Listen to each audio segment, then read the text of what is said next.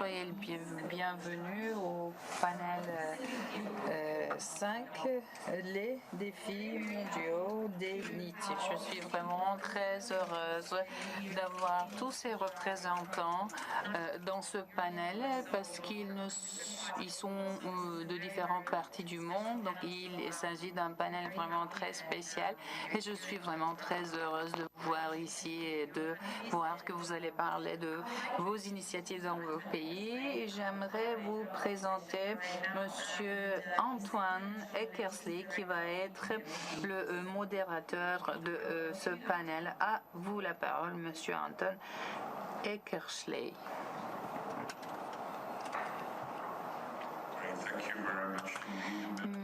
Merci beaucoup. Bonjour et soyez les bienvenus à cette dernière séance. Nous avons entendu de notre collègue de Lituanie que la séance avant le déjeuner, c'est la séance la plus difficile. Mais non, c'est pas vrai. C'est la séance qui suit le déjeuner qui est la séance la plus difficile. J'aimerais faire une petite enquête. Combien de personnes ici aiment les plats turcs et azerbaïdjanais? Donc la plupart d'entre vous. Et vous allez savoir qu'avec les plats turcs, le plat qui a le plus de calories est servi à la fin. Et c'est le cas aussi avec notre panel. Nous avons le contenu le plus calorifique à la fin de la journée. Donc, le contenu le plus sucré est réservé à la fin. Il s'agit d'un panel spécial parce que pendant les 2 derniers jours, nous avons entendu qu'il s'agit d'un phénomène mondial. Nous avons entendu parler de nos collègues de l'OCDE, de l'OIT. Et il y a des différences pourtant dans les pays à faibles et moyens revenus, mais il y a aussi des ressemblances, des similarités. Nous avons 8 milliards de personnes qui vivent sur le monde et dans 30 ans, nous allons voir 10 milliards de personnes. Beaucoup de ces personnes, de cette nouvelle population, va être de l'Afrique et de l'Asie du Sud. Et donc, la question des NEED est une question majeure pour ces pays. Nous savons que la plupart des économies changent rapidement, passent d'une économie agricole vers les services et vers les productions. Et nous oublions à quel point c'est difficile ce passage pour les générations de changer leur système de compétences de qualification d'un mode de production à un autre mode de production. Nous savons qu'avec le futur du travail, avec la numérisation, avec l'écologisation, toutes ces choses causent une tension énorme dans le nord du monde et dans le sud concernant ces sujets, et les choses vont être encore plus problématiques. Et donc nous allons nous plonger dans certains des défis, dans certaines des solutions que les pays du sud rencontrent. Et VAPES a réuni un très beau groupe de diverses parties du monde, de l'Afrique, de l'Amérique du Sud et de l'Asie-Pacifique. Et j'aimerais tout d'abord souhaiter la bienvenue à notre intervenant de Sénégal. Et donc je vais trouver mon papier. Est-ce que je peux vous présenter Dr Abdoulaye Diatta, qui est le secrétaire général de l'ANPEJ. Il va nous parler de l'implication de l'ANPEJ pour soutenir les NEET. Monsieur Diatta a occupé différentes positions très qualifiées.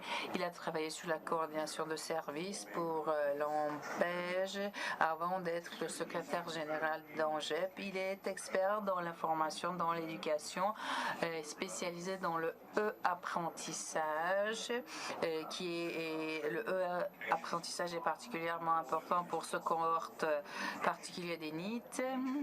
Il a travaillé pour la création des centres de formation régionale. Et donc, nous avons parlé de l'importance de faire le lien entre la formation, l'éducation et l'employabilité. Et il a un master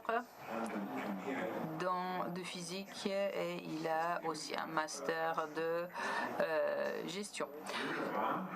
Nous avons par la suite Patrick Papriviravan, il est le directeur du bureau de l'emploi local. Il va nous parler de l'investissement dans des emplois décents pour façonner le futur de travail. Il va nous donner la perspective des Philippines. En particulier, je pense, une perspective de l'Asie et Pacifique. Les Philippines, vraiment, est un pays très intéressant à étudier. Patrick a travaillé sur les recherches des politiques de travail, les relations de travail, la protection des employés et la question migratoire. La migration vers les autres pays. Il a travaillé sur ce sujet aussi. À côté de lui, nous avons M. Daniel Pérez, qui est le directeur national de l'Empleo à Uruguay. Il a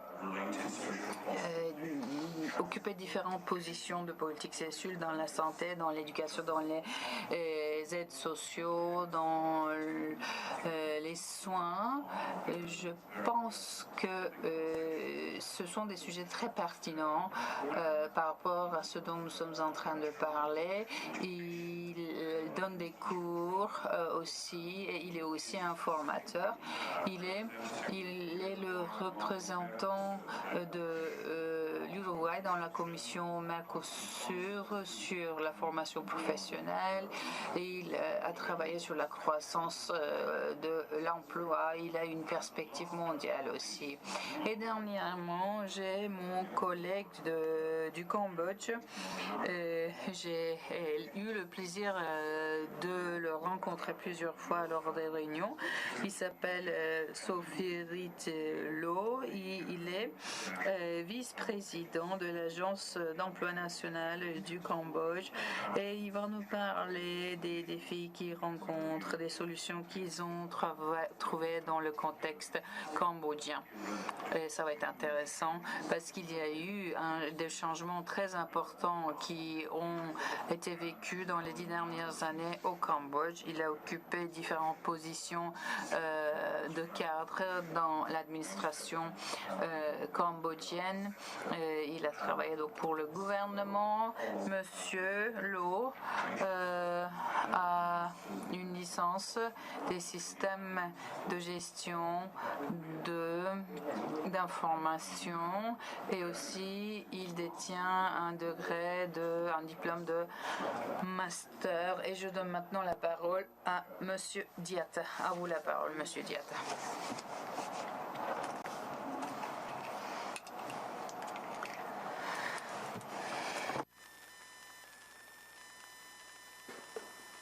Merci beaucoup, Anton. Bonsoir, mesdames et messieurs.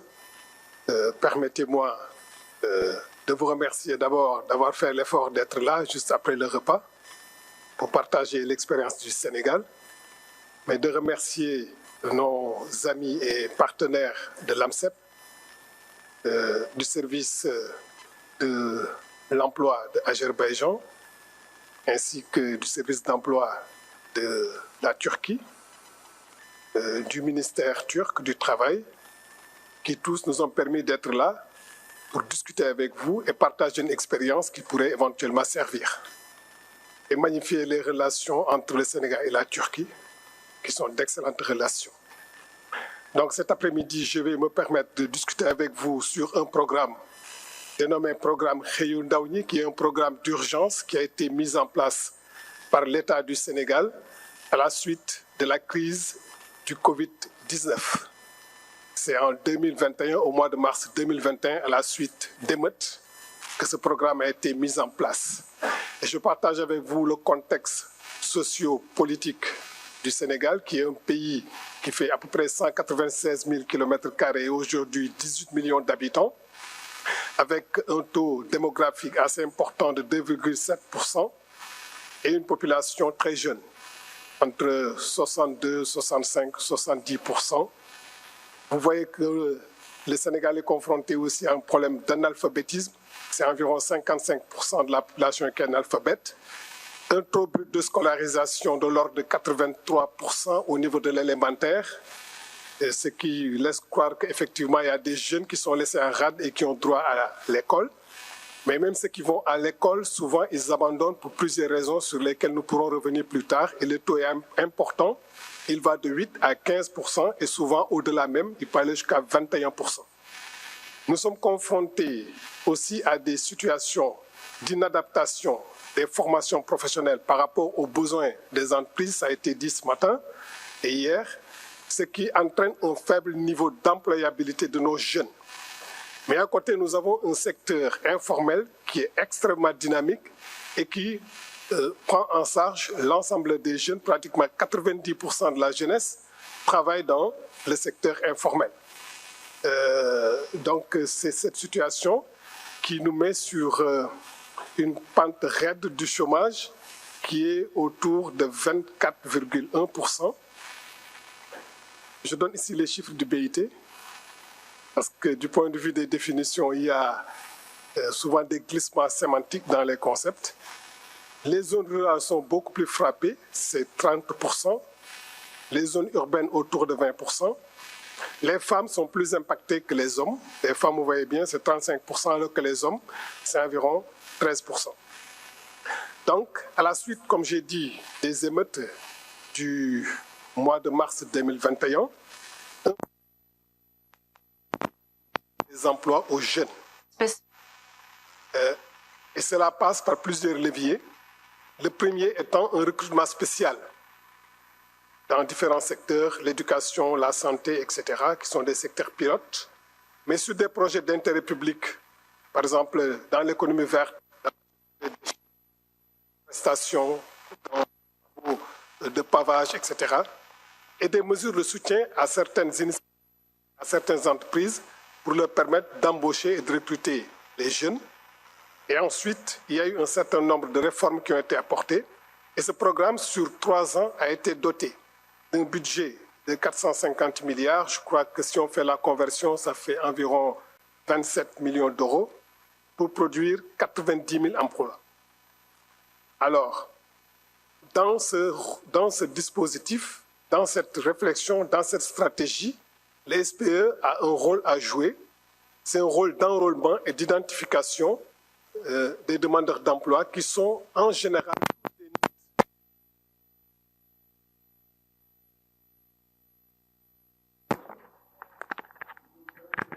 qui sont donnés soit les bons. Je pense que c'est beaucoup plus important. C'est tous ceux qui ont quitté l'école et tous ceux qui n'ont pas eu la chance de faire l'école. Donc tout cela rentre dans ce NIT. Et alors nous avons mis en place des dispositifs physiques qui sont au niveau des régions, au niveau des départements, qui sont décentralisés pour que l'offre de services soit la plus proche de la cible.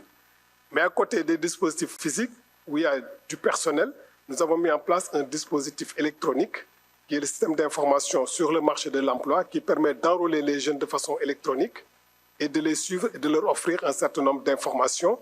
Et vous me permettrez de remercier au passage Pôle emploi France, qui nous a aidés à la mise en place de ce système d'information. Le parcours du demandeur est établi comme suit. Donc, quand le demandeur se présente, il est reçu par un conseiller en emploi qui fait son profilage, qui essaie de déterminer au mieux son besoin. Parce que souvent, le jeune, il arrive en disant « Voici, j'ai besoin, par exemple, d'un financement », alors qu'il n'a pas les aptitudes pour conduire un projet. De ce point de vue, le conseiller en emploi fait le profilage, identifie le besoin, et suivant la qualité du besoin identifié, il peut l'orienter soit vers des structures de formation ou bien vers des structures de recrutement d'entreprises ou bien vers des structures de financement de projets en l'aidant effectivement à la mise en place de son business plan. Alors, ce dispositif électronique nous a aidé à avoir un identifiant unique pour éviter qu'un jeune puisse bénéficier de plusieurs services. Et à l'arrivée, sur par exemple les 66 000 emplois de recrutement global, les 50 000 ont été créés en faveur des NEET. Et si ce programme a été évalué, on se retrouve avec, dans le cadre des embauches de stage, presque 75 000 NEET ont bénéficié d'embauche ou de stage, 140 000 projets ont été financés et 35 000 bourses ont été octroyées. Vous allez voir que c'est largement insuffisant par rapport à la demande parce que les moyens qui sont mis en œuvre sont largement inférieurs à la demande qui est sur le terrain. Nécessairement, c'est des mesures qui ont été aussi prises au niveau des employeurs pour permettre de faciliter l'embauche de ces NEET. Aujourd'hui, par exemple, sur la commande publique, 15% de la commande publique est réservée au niveau local. Le gouvernement a imposé le port de la tenue scolaire sur tout le processus scolaire, élémentaire, moyen, secondaire, et il a mis en place un montant de 10 milliards pour permettre aux tailleurs au niveau local de confectionner ces tenues. Il a octroyé des crédits au niveau des hôtels, des bars, des restaurants, mais en retour, ces bars, ces restaurants et ces hôtels sont tenus de commander le petit matériel, les serviettes, les nappes, les draps, etc. Il faut que ce soit du Made in Sénégal. Et il y a une signature aussi de convention entre, par exemple, le ministère de l'Éducation et le ministère de l'Artisanat pour la fabrication des tables-bancs. Donc les tables-bancs ne sont pas importés, ils sont fabriqués effectivement au Sénégal et tout cela contribue à offrir de l'emploi aux jeunes. Des mesures aussi incitatives ont été prises pour empêcher l'importation du mobilier d'occasion, mais empêcher à l'administration aussi d'importer du mobilier. Il faut que le mobilier soit fait sur place. Et dans le cadre d'un programme de construction de logements, 100 000 logements au niveau national, c'est les ouvriers du Sénégal qui ont été impliqués dans la fabrication des portes, de tout le mobilier, pour leur permettre de se retrouver avec des emplois et des revenus décents.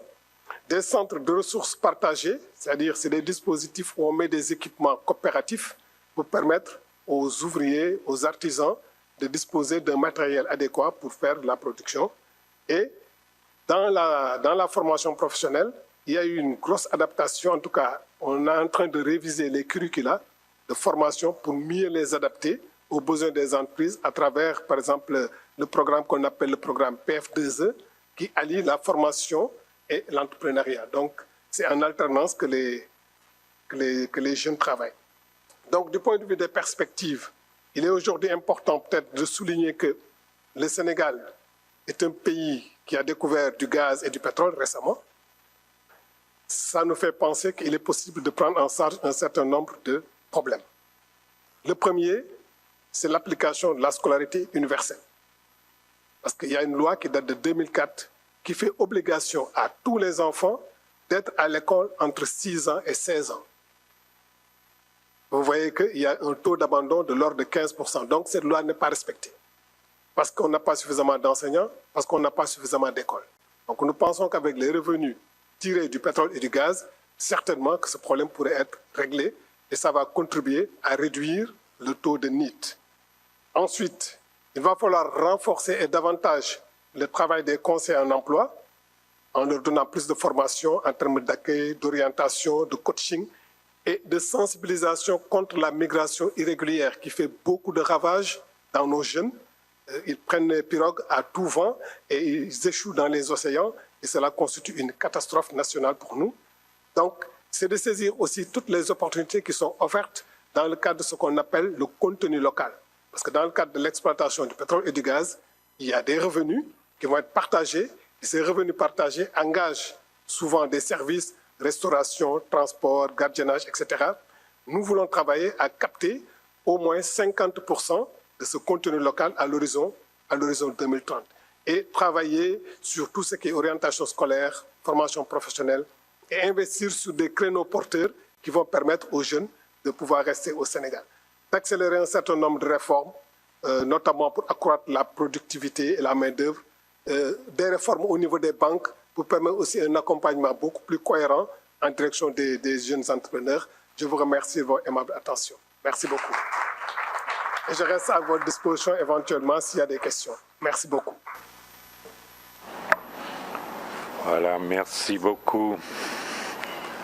Thank you very much indeed. I just really struck there. Merci beaucoup. J'ai été vraiment touchée par deux choses. Premièrement, la façon dont vous avez coordonné la plupart des services. Il y a une clarité sur la façon dont vous évaluez les défis. Il y a une clarité sur les mesures, sur les programmes dont vous avez besoin.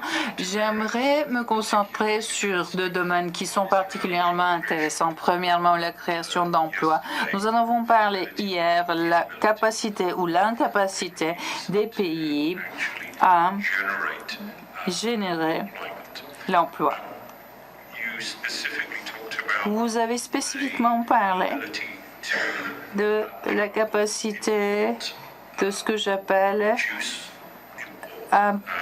l'importation et la réduction des importations, encourager la production locale. Donc il s'agit d'une substitution. Est-ce que vous pouvez entrer un peu plus dans les détails du lien qui existe entre la substitution aux importations et comment vous encouragez l'emploi pour les NEET?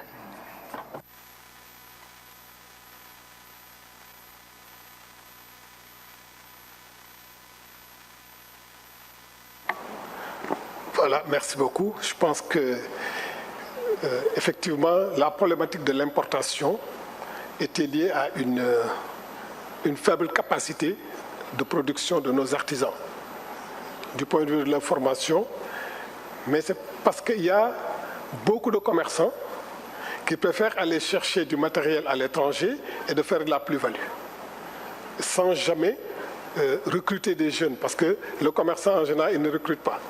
Il a sa boutique, il paie sa location, et puis le reste, ce sont les clients qui viennent, qui achètent. Donc, il est le seul à bénéficier de cette manne d'argent. Alors, le gouvernement a estimé que c'est trop facile. Les importations sur certains matériels, en tout cas, ont été bloquées, parce qu'ils peuvent être faits au Sénégal. Et s'ils sont faits au Sénégal, c'est la main-d'œuvre sénégalaise qui les réalise. Donc, ils gagnent en compétences, mais ils gagnent aussi du point de vue de la productivité et de la création d'emplois. Donc, dans les ateliers, on est obligé d'embaucher, on est obligé de former, on est obligé de faire une production de qualité pour que, effectivement, le service soit le plus cohérent possible. Donc, c'est ça un peu l'approche qui a été utilisée. Et c'est surtout sur les mobiliers, et c'est surtout ce que j'ai dit dans le crédit hôtelier.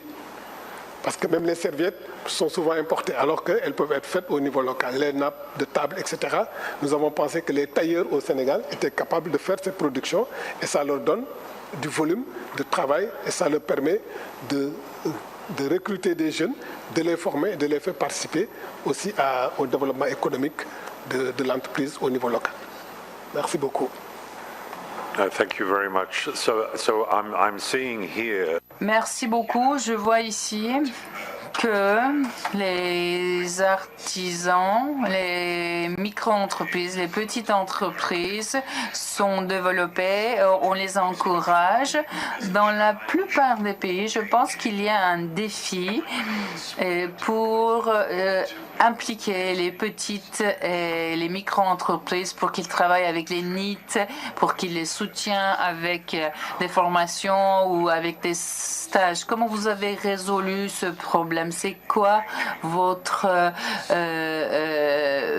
astuce en fait pour impliquer les micro-entreprises, les petites entreprises pour qu'ils travaillent avec les NEET? Oui, les petites entreprises, effectivement. Il y a un fonds qui a été créé, qu'on appelle Convention nationale État employeur. Donc l'État a mis en place un fonds. Le fonds était de 1 milliard de francs CFA. Donc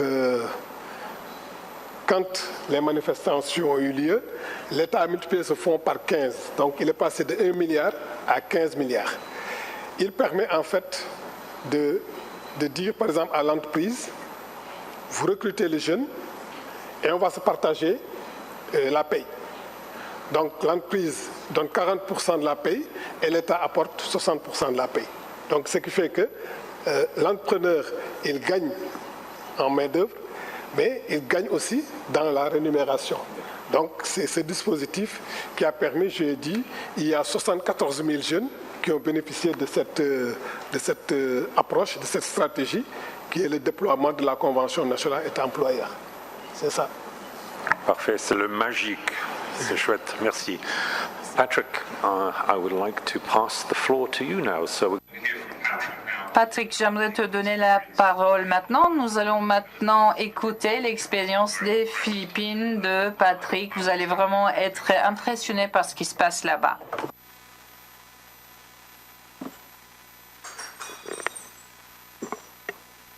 You've already broken the audience. Vous avez déjà cassé l'audience.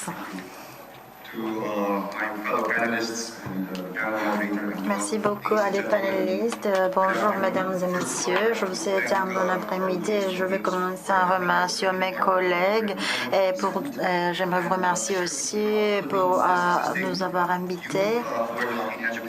La présentation est sur les services publics de l'emploi des Philippines et investir dans des emplois décents pour les jeunes et façonner l'avenir du travail. En fait, notre bureau d'emploi est un des premiers dans le pays et nous avons 4 domaines de programme, employabilité des jeunes, service public d'emploi, régulation d'emploi local, etc. Et nos programmes, en fait, bien sûr, fait face à des défis et je vais les partager avec vous. Notre bureau joue un rôle crucial, surtout pour l'intégration de forces bien jeunes dans le marché du travail, pour pouvoir en fait trouver les compétences dont nous avons besoin. Emploi temporaire pour des étudiants, pauvres mais méritants, des jeunes musclés pendant les vacances, service de facilitation de l'emploi, cycle complet pour améliorer l'employabilité des jeunes à risque, opportunité pour des jeunes et l'opportunité de stage. Ces systèmes, en fait, aident aux gens pour avoir des informations mises à jour dépendant de leurs talents et des compétences. Le programme d'emploi des jeunes, en fait, utilise ces sources pour faire la connaissance, pour faire la connexion entre les demandeurs d'emploi et les employeurs. Ces programmes sont aussi reconnus pour leur qualité d'enrichissement des compétences des jeunes. Et en tant que résultat, nous les fournissons des formations, des stages et nous les aidons à en fait intégrer le marché du travail d'une façon durable. Bien sûr, en fait, économie verte, les jobs verts sont des facteurs qui nous poussent à faire des changements. Nous essayons de trouver les bonnes formations adéquates et ainsi que la bonne guidance pour ces jeunes personnes pendant leur processus de décision et d'engagement au lieu de travail. Bien sûr, nous parlons des aspirations des jeunes et nous essayons de rencontrer leurs besoins ainsi que leurs souhaits. Et nous essayons d'inclure les jeunes marginalisés et surtout nous essayons d'atteindre les jeunes vivant dans les zones rurales et nous essayons de travailler en coopération avec les agences gouvernementales et les ONG. Et ceci est crucial pour avoir du succès en fait dans le cadre de ce programme et nous essayons de créer encore plus d'opportunités pour ces jeunes. Ça nous aide à diminuer en fait le chômage et nous essayons de prendre en considération tous les groupes vulnérables. Nous essayons de les mettre en œuvre dans toutes les régions du pays pour pouvoir en fait assurer l'égalité entre les genres aussi et inclure l'emploi qui veut dire l'emploi des femmes et des hommes. Nous essayons d'empêcher toutes sortes de discriminations basées sur le genre. Ce sont des stratégies que nous avons formulées récemment dans le cadre de notre plan pour 2023-2028. Donc, nous avons identifié des priorités et notre priorité, en fait, est aider ces gens et d'augmenter en fait la productivité et nous essayer de gens de donner le choix libre. À part ça, nous avons en fait le but de développer des programmes d'éducation et de formation actualisés, adaptables, alignés sur les tendances émergentes, notamment les compétences et les emplois dans les communautés BERD. Et bien sûr, nous voulons créer des programmes d'éducation qui sont mis à jour, comme je viens de dire, dans l'économie BERD, intégrer le genre et les compétences vertes dans les normes de programmes de formation et établir des méthodes pour une participation inclusive et un accès égal au programme d'éducation et de développement des compétences. Et nous voulons en fait intégrer et améliorer les services de facilitation de l'emploi, y compris le soutien au développement de carrière et les salons de l'emploi sectoriel. Et bien sûr, établir des liens entre les lycées et les micro, petites et moyennes entreprises pour créer des emplois potentiels et aider les jeunes à créer des entreprises. Et finalement, intensifier la participation au programme d'emploi pour les jeunes, les secteurs marginalisés, défavorisés, indépendants de l'économie des petits boulots et vulnérables, ainsi que dans les régions éloignées. Juste pour vous montrer une image générale comment notre programme fonctionne, nous essayons de nous concentrer sur l'emploi public et nous avons ce cycle complet en fait en tant qu'une intervention intégrée pour l'emploi et les offices de SPE en fait essaient d'offrir tous ces services. Nous essayons de travailler de toutes sortes.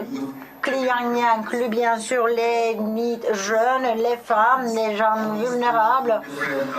Tout ça, en fait, font partie des différents programmes d'emploi et nous offrons plusieurs heures de formation. Il y a bien sûr des politiques que nous suivons pour une bonne intégration dans le marché du travail. Vous voyez juste un certain nombre de programmes que nous avons utilisés pour les jeunes, pour l'emploi public, pour les services publics d'emploi et bien sûr pour notre système d'information de marché de travail. Tous nos clients en fait vont avoir ce cycle, vont faire partie de ce cycle pour l'emploi.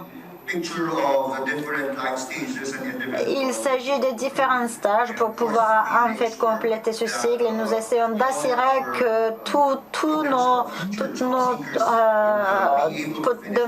potentiels demandeurs d'emploi vont en fait réussir et vont recevoir une intervention pour en fait avoir de l'éducation pour pouvoir être intégrés dans le marché du travail et bien sûr pour pouvoir trouver un boulot. Ce sont tous des soutiens que nous fournissons pour leur carrière. Nous avons différentes étapes, comme je viens de dire. Nous avons une guidance, une consultation. Nous avons des gestionnaires de ressources humaines qui fournissent de l'information en fait à disponibilité, et bien sûr pour tous les étudiants et pour les demandeurs d'emploi. Une fois que ces gens en fait deviennent dignes après avoir être diplômés, nos gestionnaires de ressources humaines en fait les informent sur la disponibilité des programmes existants et ils partagent en fait les possibilités en Philippines, les opportunités où ils peuvent faire recours. Ils essayent de fermer cet écart de compétences, de cette incohérence et nous aidons à leur aider pour trouver un boulot, mais ce n'est pas suffisant. Nous essayons que cet emploi soit durable et bien sûr nous essayons d'augmenter leur salaire, leur disponibilité de gagner de l'argent. Toutes ces étapes font partie de ce cycle, comme vous pouvez voir, vous avez vu dans le diapo. Ce sont en fait des défis que nous faisons face, surtout en tant que bureau d'emploi local. Tout d'abord, avant la pandémie COVID-19, les Philippines en fait a eu une situation comme vous pouvez voir à gauche sur les diapos. Par contre, la pandémie du COVID-19 a causé des changements et bien sûr a impacté négativement et a causé de pauvreté dans le pays. Et ça nous apporte aussi dans une situation vulnérable, surtout pour les femmes, les groupes vulnérables. La jeunesse en Philippines, en fait, fait face à des challenges. Premièrement, il s'agit d'une transition lente de l'école à l'emploi parce qu'il s'agit des opportunités limitées. Et bien sûr, ça cause des dépendances financières pour les jeunes pendant cette période où ils ne peuvent pas faire partie de force de travail. Et bien sûr, le pandémie en fait a touché le secteur d'éducation dans le monde, surtout en Philippines, dans les zones rurales du pays. Les gens ne peuvent pas avoir accès à la technologie. C'est pour ça que ça crée en fait un écart d'apprentissage. Et ça crée aussi une inégalité en termes d'éducation à haute qualité. Les étudiants ne peuvent pas trouver des ressources pour pouvoir en fait recevoir des formations en ligne. Et bien sûr, la montée de la jeunesse NEET en fait apporte aussi des difficultés et l'accès à une éducation de haute qualité devient encore plus difficile, comme nous l'avons dit.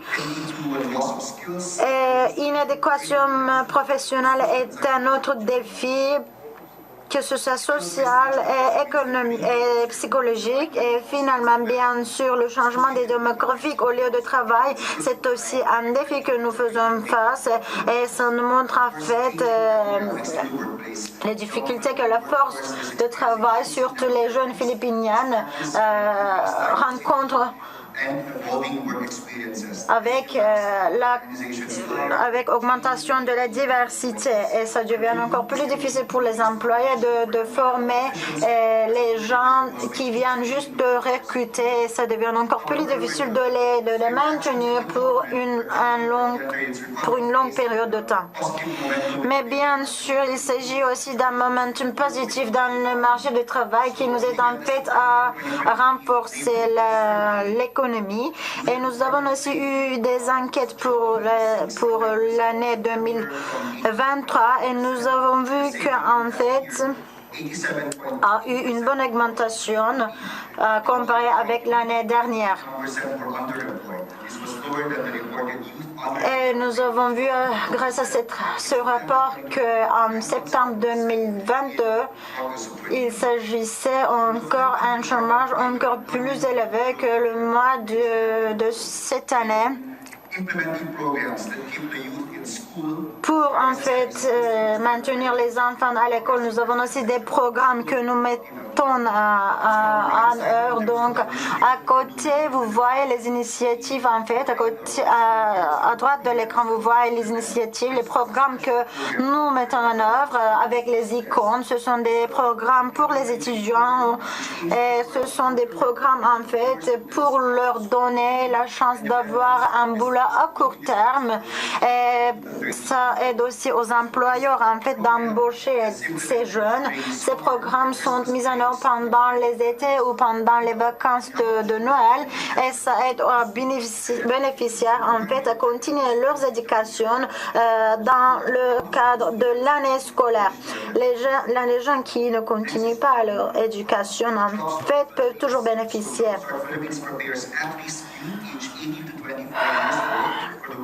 À part ça, nous essayons de créer des boulots pour les jeunes gens pour pouvoir compléter ce cycle dont nous avons mentionné et des formations à vie sont inclus dans ce cycle et nous travaillons en coopération avec des compagnies qui sont nos partenaires. Ce programme en fait est aussi conçu dépendant des besoins, des needs et et nous essayons de fournir ces services grâce à SPE dans notre pays. Nous avons aussi un programme de stage gouvernemental et ça dure entre 3 à 6 mois et ça offre aussi des opportunités d'engagement aux bénéficiaires pour pouvoir servir le public général au sein des agences gouvernementales ainsi qu'au niveau local.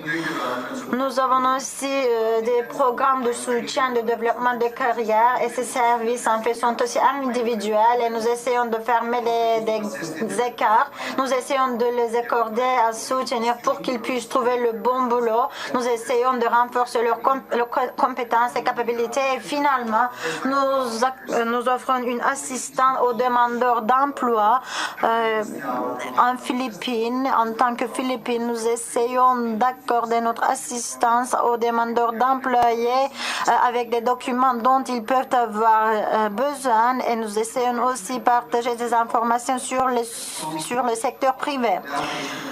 La collaboration et la coopération, bien sûr, est très importante pour nous, surtout avec nos partenaires sociaux et nous travaillons en coopération avec les bureaux de SPE local. Et nous essayons de renforcer ces gens depuis l'éducation jusqu'à l'installation au travail.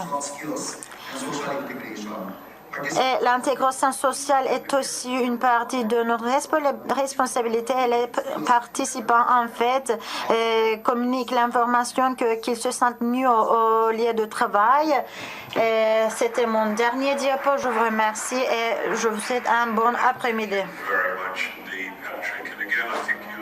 Merci beaucoup, Patrick. Vous avez partagé un très bon exemple des politiques intégrées et c'était très clair pour nous pour pouvoir comprendre c'était quoi les problématiques. Et je trouve ça particulièrement impressionnant en termes de profilage. Et le lien entre l'éducation, les compétences et l'employabilité est très significative. J'aimerais me concentrer sur 2 points qui m'ont particulièrement touchée. Je pense que la jeunesse et les commentaires des clients, en fait, vous aidez à créer ce programme, vous co-créez ce programme avec eux. Nous voyons que vous avez parfois des difficultés à utiliser ces commentaires. Est-ce que vous pouvez nous parler d'utilisation de ces réflexions dans la co-conception de ces programmes pour que vous puissiez les livrer à des jeunes gens, à des needs? Un exemple que je peux donner, c'est que notre expérience a commencé avec le programme de JobStart.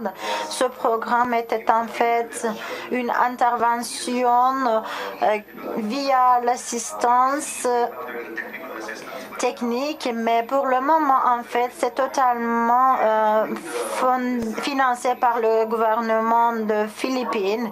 Et ce programme, en fait partie de nos essais d'assurance pour qu'en fait, le secteur privé fait partie de ces modules. Nous avons aussi des programmes de stage et nous avons aussi assuré que pour les 2 dernières étapes de ce programme, pour la transition de l'école au boulot, au travail, les bénéficiaires en fait et le secteur privé peuvent avoir en fait ce qu'ils nécessitent. Nous essayons de les rendre employables, si je peux dire, et nous utilisons ces interventions pour achever ces objectifs. Ça fait quelques années depuis que nous avons commencé à utiliser ce programme, mais cette année, nous avons commencé à recevoir des feedbacks, des commentaires, des réflexions de nos clients et nous essayons de voir ce qu'ils en pensent et nous essayons de voir les avantages et les désavantages de leur part. Nous essayons de voir la qualité de l'assistance que nous avons fourni pendant tout le cycle et nous avons eu des formations renforcement de compétences. Nous avons travaillé avec des entreprises du secteur privé. Ils ont déjà fourni des programmes de formation. Ils ont aussi fourni ces formations en coopération avec nos PESOS, qui veut dire les SPE de Philippines. Et les bénéficiaires, en fait, ont toujours été inclus pendant toutes les étapes de ce cycle. Merci beaucoup. C'est un écosystème assez compliqué que vous essayez de travailler avec. Donc, je pense qu'il va y avoir plusieurs pays qui essayent de résoudre ces problèmes. Donc, j'aimerais vous féliciter. Et maintenant, nous allons continuer avec Uruguay. Et maintenant, j'aimerais laisser la parole à Monsieur...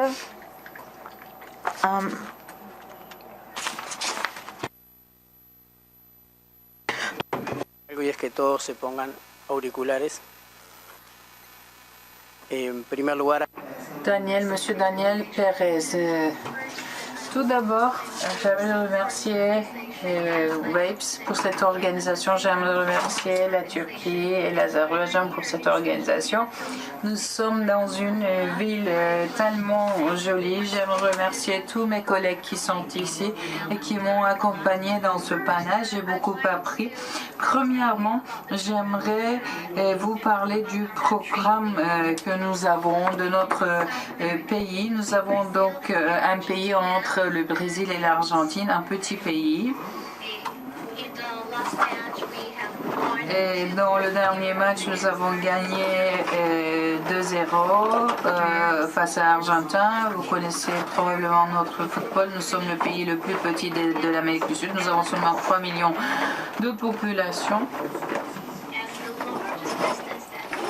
Et la distance la plus large, ce n'est que de 600 km en Uruguay. Dans ma présentation, je vais vous donner certaines quantités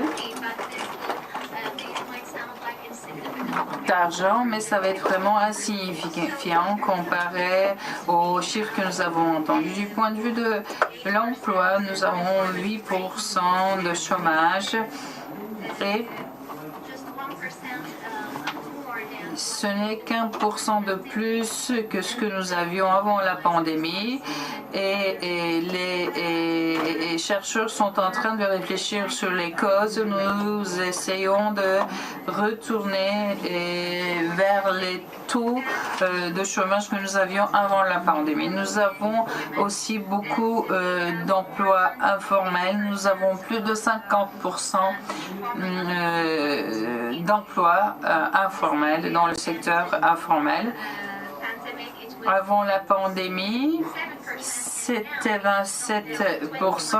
Maintenant, ça a baissé jusqu'à 21%. Pendant la pandémie, nous avons aussi de bonnes parties de nos salaires, mais cela fait 2 mois que nous avons retrouvé les taux de SMIC. Donc nous avons retrouvé le SMIC d'avant la pandémie. Et nous avons beaucoup de défis parce que vraiment il y a beaucoup d'inégalités et lorsque nous faisons partie du marché du travail en Uruguay, surtout les jeunes ont plus de difficultés pour s'introduire sur le marché du travail et c'est un problème que nous devons résoudre. Je vais vous présenter un programme. Il s'agit d'un programme que nous avons conçu pour diriger les jeunes vers une partie du marché du travail. Nous étudions ce concept de NEET depuis 2 jours. À un moment, en Uruguay, en 2012, je faisais partie du gouvernement à cette époque-là. Nous avons fait ce programme qui est appelé « J'étudie et je travaille ». C'est la version du concept. Je suis ni en emploi ni en études. Donc ce travail, ce programme « J'étudie et je travaille » cherche des jeunes entre 16 et 20 ans. Ce sont les jeunes qui veulent étudier et ils veulent aussi avoir un emploi, des opportunités d'emploi. Mais aussi, nous voulons renforcer leur expérience d'études tout en renforçant le marché du travail. Nous voulons faciliter leur insertion sur le marché du travail. Ce programme fonctionne avec une commission institutionnelle qui implique le ministère du Travail, la Sécurité sociale, le ministère de la Santé, de l'Éducation et de la Culture, l'Institut national de la jeunesse aussi, le secrétariat national des soins et des handicaps et l'administration nationale de l'éducation publique qui offre l'éducation primaire et secondaire. Qui sont les destinataires? Nous avons deux types de destinataires. L'un, ce sont les jeunes de 16 à 20 ans. Ils doivent être en études au moment et ils doivent conserver leur emploi pendant toutes ces années. Et le deuxième destinataire, ce sont les organismes publics. Par exemple, ils veulent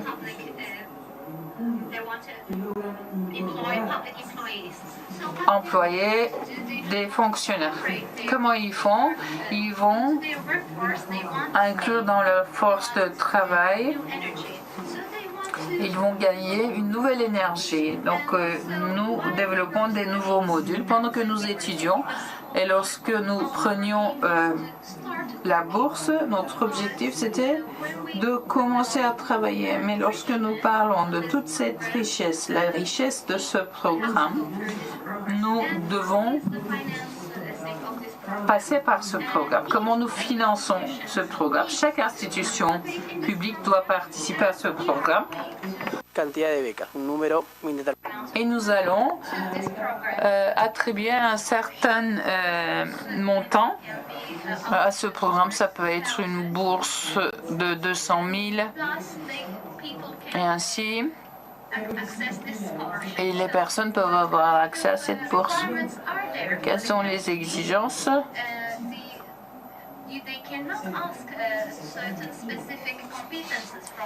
Les sociétés ne peuvent pas demander certaines aptitudes, compétences spécifiques parce que les jeunes de 16 à 20 ans, ils peuvent ne pas avoir ces compétences.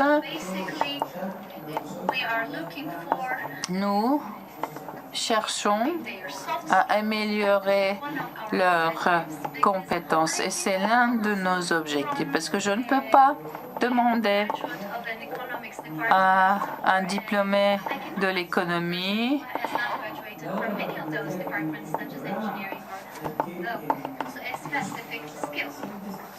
des compétences spécifiques d'ingénieur. Donc les adolescents peuvent s'enregistrer dans ce programme et par la suite, l'allocation se fait lorsqu'ils commencent à recevoir la bourse et la bourse leur est octroyée à travers une loterie. La loterie va se faire et les personnes qui ont gagné la loterie vont devenir bénéficiaires de cette bourse. Ce n'est pas possible de choisir la personne, donc nous avons mis en place un tirage au sort. Vous avez ici les différentes étapes. Nous allons faire un appel aux entreprises. Nous allons leur demander de s'enregistrer au programme. Une fois que tous les documents sont complétés, les papiers, donc leur adresse, leur situation académique, s'ils font partie d'une institution publique, et nous leur demandons l'orientation professionnelle. Ainsi, les sociétés peuvent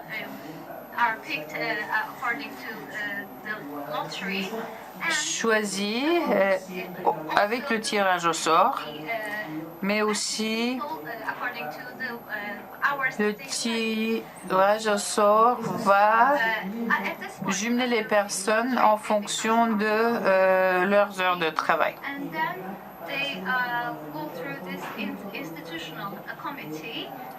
Et les personnes choisies vont passer devant un comité et il va y avoir un accompagnateur au sein de l'entreprise. Donc il y a certains aspects que nous souhaitons souligner avec ces mécanismes d'entrée universelle, comme s'il n'y a pas de processus de pré-sélection, il y a donc un tirage au sort public. Il y a certains chiffres, 50% d'entre eux doivent être des femmes. Il faut qu'il y ait 13,5% de jeunes vulnérables, en particulier des personnes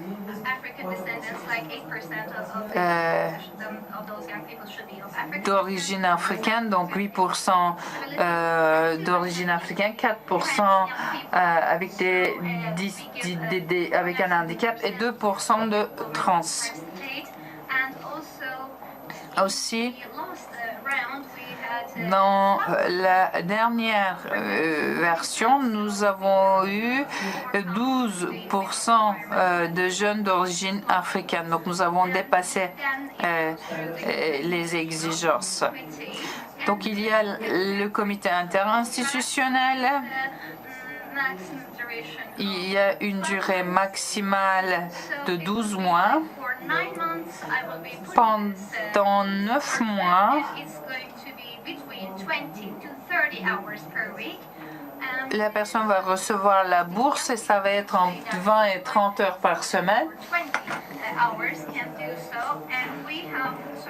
Nous avons certaines tâches à réaliser. Il va y avoir aussi une rémunération mensuelle de $573 pour 30 heures de travail et c'est proche du SMIC en Uruguay. S'il s'agit d'une femme ou une femme avec des enfants qui ont moins de 4 ans, dans ce cas-là, elles vont recevoir $859 pour 30 heures de travail. Ici, qu'est-ce que nous voulons? Nous voulons développer certaines compétences, certaines capacités. Nous voulons leur faire gagner des compétences transversales pour qu'ils puissent s'adapter aux changements. Il y a les comités, le comité va évaluer leurs compétences et un consultant va réaliser cette évaluation et à la fin, ils vont recevoir un certificat et ce certificat est octroyé suivant la décision d'une commission tripartite. Ils peuvent aussi offrir des certificats professionnels. À travers ces bourses, nous avons pu observer l'impact du programme. Nous avons organisé des ateliers et nous voulons aussi leur permettre la possibilité de parler l'anglais. Quel est l'impact du programme? Ici, il y a une évaluation qui a été réalisée par la Banque mondiale sur l'impact de notre programme. Donc, après 2 années de mise en œuvre du programme, leur revenu est supérieur à ceux des jeunes qui se trouvent dans la même situation. Donc, il y a eu une augmentation de 8% de l'emploi et une augmentation de 6% de leur salaire dans le secteur informel. Donc, il y a une plus grande probabilité de compléter leur étude grâce à cette bourse et ce revenu. Et ils ont plus la possibilité de faire partie du marché du travail. Il n'y a pas d'effet négatif, d'impact négatif sur leurs résultats scolaires. Et donc, travailler 20 heures par semaine n'interfère pas avec les cours et leur performance scolaire. Et s'il y a un conflit entre les heures de l'école et le travail, dans ce cas-là, on fait des arrangements, on s'arrange. Et ici, nous voyons certains effets de notre programme.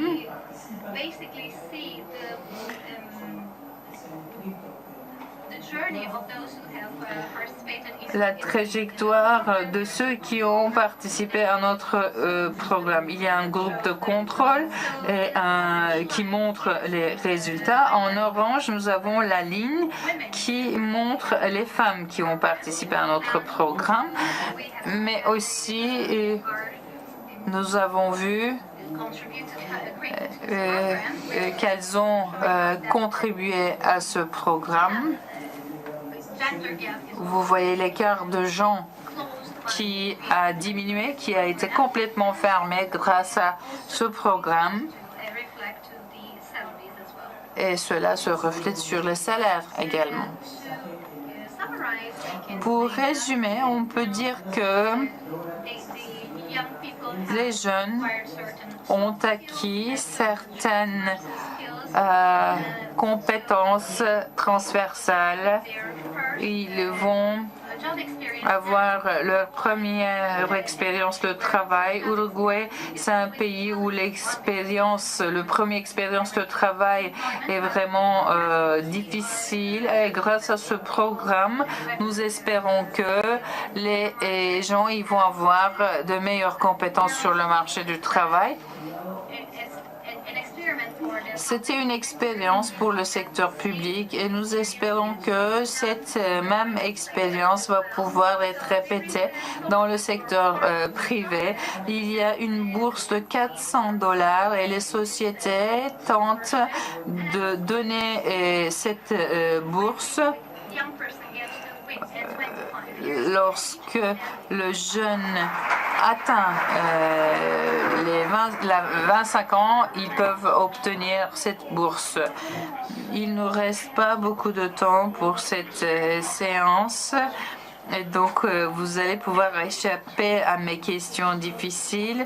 Mais bien sûr, j'adorerais avoir l'opportunité de parler avec vous sur l'approche de tirage au sort pour prendre ces décisions. C'est la première fois que je vois l'emploi d'une telle méthode. Je suis sûre que c'est intéressant de comprendre comment cela fonctionne du point de vue de l'efficacité, du point de vue de la qualité.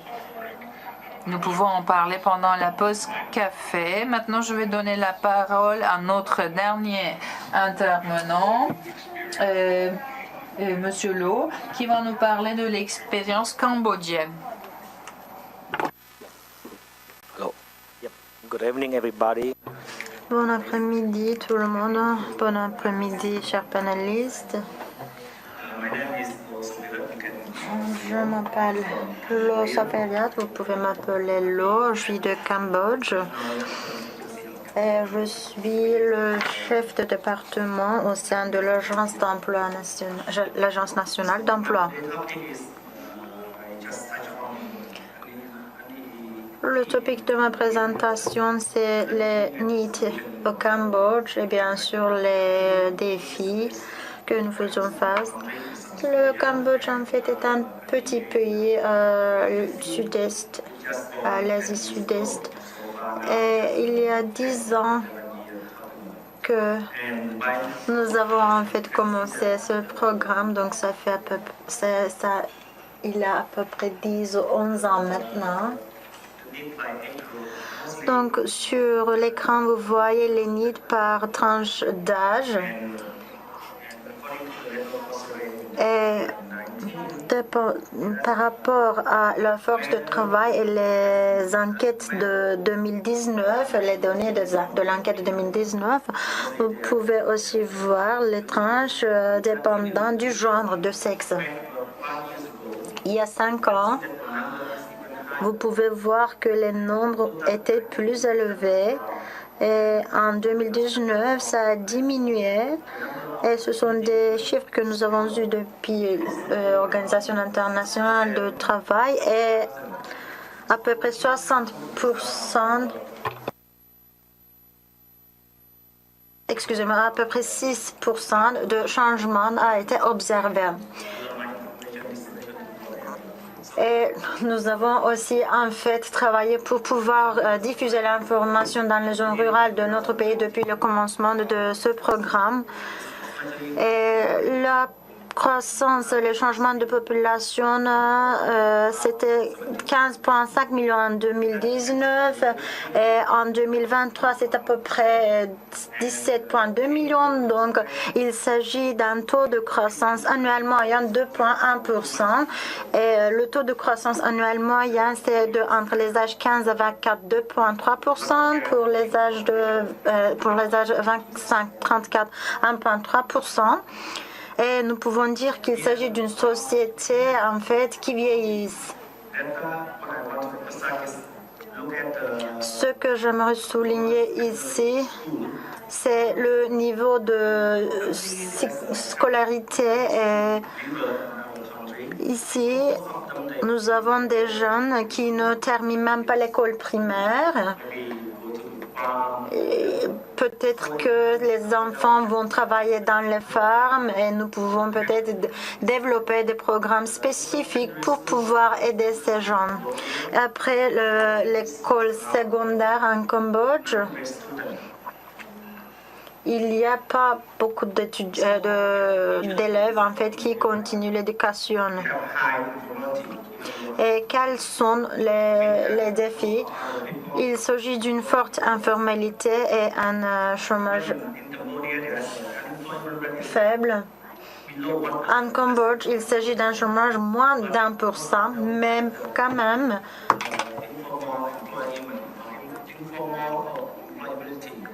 il s'agit encore moins d'employabilité. To help them. Et deuxièmement, nous avons encore plus d'investissements directs étrangers. Donc, pour pouvoir avoir une croissance économique, nous devons avoir un meilleur environnement. Les jeunes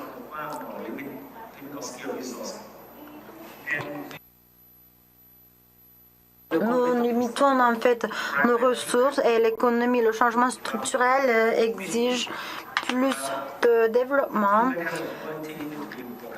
Et quatrièmement, les établissements de FTP ont augmenté dans le secteur public, mais malheureusement, nous n'avons pas de couverture dans toutes les régions du pays. Il y a des zones vierges, si je peux dire. Et il s'agit aussi d'un écart entre les compétences. Les gens veulent travailler, mais quand il s'agit des compétences de main-d'œuvre, nous avons encore un écart et une incohérence. Les agences en Cambodge ont juste 10 ans, donc nous les avons fondées à peu près en 2010 et nous avons besoin des gens ainsi que des compétences. Ceci, en fait, c'est la stratégie de notre gouvernement. Ceci est une stratégie polygone, stratégie de Pentagone. Dans cette stratégie, il y a beaucoup de causalité, il y a beaucoup de problèmes, mais nous avons aussi des outils que nous pouvons utiliser. L'un, c'est EFTP. Les EFTP, en fait, se concentrent sur le développement du capital humain. Et pour nous, la priorité, c'est la reconnaissance de RPL. Et le peuple de Cambodge peut travailler dans d'autres pays comme Thaïlande, le Japon ou Corée, mais qu'est-ce qui se passe avec eux? Est-ce qu'ils vont revenir dans notre pays? Est-ce qu'ils vont y rester pour 5 ans, 10 ans? Donc, quand ils reviennent, est-ce qu'ils vont avoir un boulot pour les satisfaire ou un certificat qu'ils peuvent utiliser? Est-ce qu'ils vont avoir la chance de renforcer leurs capacités? Et nous avons ainsi un programme pour 5 millions de personnes. Je peux partager des nombres. Il y a 1,5 million de personnes en formation. Donc, entre ces gens, il y a aussi des personnes qui ont une famille, une pauvre famille. Et avec Stivet, nous fournissons un programme de formation. Ils reçoivent une meilleure formation pour qu'ils puissent avoir un meilleur boulot. Et bien sûr, quant à renforcement de compétences, nous travaillons avec des formateurs. Après 3 ou 4 mois, ils reviennent pour encore renforcer leurs compétences. C'est les entreprises, qui les envoient pour qu'ils reçoivent cette formation. Et NIA, c'est l'Agence nationale de l'emploi de notre pays, veut en fait disséminer ces messages, cette information sur les SPE. Nous voulons que les jeunes sachent que nous fournissons ces services publics d'emploi.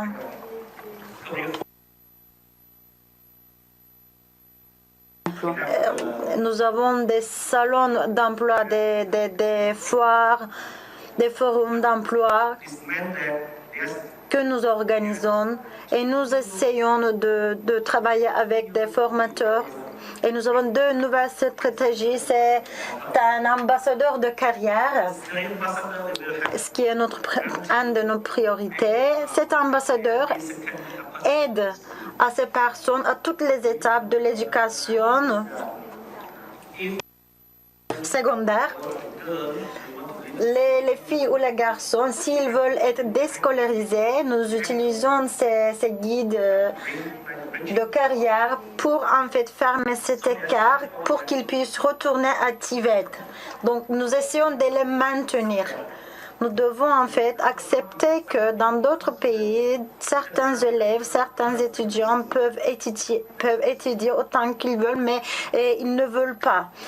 Ils sont déscolarisés. Ils veulent travailler dans une usine parce qu'ils veulent gagner de l'argent. Ils veulent aider leurs parents.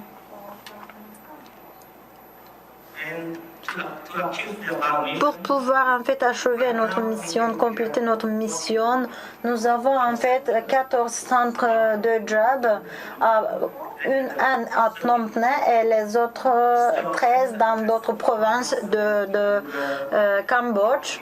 Nous essayons de livrer, en fait, offrir ces services d'emploi, services publics d'emploi, surtout pour les demandeurs d'emploi et surtout pour les NEET, bien sûr.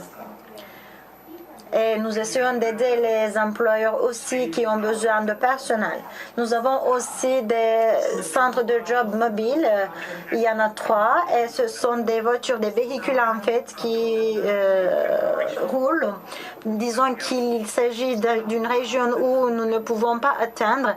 C'est le centre mobile de job en fait utilise soit un camion, soit un autre véhicule avec un employeur pour avoir un entretien avec les gens qui vivent dans ces régions où il est difficile d'atteindre ou d'y aller. Et le rôle, en fait, est de sortir et visiter chaque jour pour pouvoir partager les postes à pourvoir et pour partager cette information avec nos étudiants et en même temps, c'est de faire rencontre avec eux. Et tout en haut, nous avons bien sûr des partenaires avec lesquels nous travaillons, Comme j'ai dit, nos agences ont seulement 10 ans et nous allons continuer à apprendre. Nous avons des ressources humaines limitées, nous avons des compétences limitées, mais nous travaillons en coopération avec Japan dans le cadre de le projet de BAPES, et ça nous aide à améliorer les services d'emploi pour renforcer la capacité, pour pouvoir avoir plus de réflexion de la part des clients, pour que en fait nous pouvons fournir des informations appropriées à des demandeurs d'emploi ainsi qu'aux employeurs. Nous avons aussi des centres de job, comme je l'ai dit, et nous pouvons avoir des correctes informations au sein de ces centres. Nous avons aussi un autre programme qui a commencé en 2021 et qui va durer jusqu'à décembre 2023. Et c'est aussi pour créer un marché de travail inclusif en Cambodge, ainsi que soutenir les personnes avec disabilité. Les SPE de Cambodge travaillent aussi en collaboration avec Suisse et Allemagne. Et je ne veux pas prendre plus de votre temps. J'aimerais vous remercier pour votre patience et votre attention. Merci beaucoup, Lo. Je pense qu'un des effets de cuisine turque, après avoir mangé le déjeuner, vous retardez et vous ratez le programme. Pour vous, ça sera très difficile de répondre à ma question. Pour moi, c'est aussi difficile de poser des questions, mais je suis sûre qu'il va y avoir des personnes qui veulent vous poser des questions, surtout sur le renforcement de capacités pour des partenariats, sur les centres de job mobiles. Pour les zones rurales, comment ça fonctionne, comment ont été évalués, comment ils se sont engagés avec les needs locaux. Et pour résumer, je peux dire que les leçons tirées de cette session, en fait, varient des éléments mixtes et commun. Nous voyons qu'il s'agit de plusieurs différences, mais ce qui était ravissant pour moi, c'était de voir des exemples très clairement, surtout des exemples de mesures préventives sur l'engagement à l'école et au système d'éducation des NEET. Nous avons vu l'exemple de Philippines. En Philippines, nous avons vu que c'était d'une importance significative de travailler avec les jeunes pour les maintenir dans le système éducatif. Nous avons vu qu'ils agissaient d'un chemin en fait à prendre pour avoir une employabilité durable. Et j'ai été aussi impressionnée par cette présentation et je veux voir comment ça fonctionne d'une façon encore plus détaillée. Nous avons parlé des compétences transversales et si nous avions plus de temps, nous pourrions parler des méthodes d'évaluation dans le cadre du travail informel. Je pense que ceci est aussi d'une importance particulière et nous avons aussi écouté notre collègue de Sénégal, bien sûr, et j'ai aussi beaucoup aimé sa présentation, surtout les points qu'il a soulignés sur la création du travail en engageant les moyennes et petites entreprises dans ce système. Et pour qu'ils puissent en fait devenir des mécanismes pour soutenir des jeunes gens. Et finalement, bien sûr, emploi durable est un de nos cibles, de nos objectifs.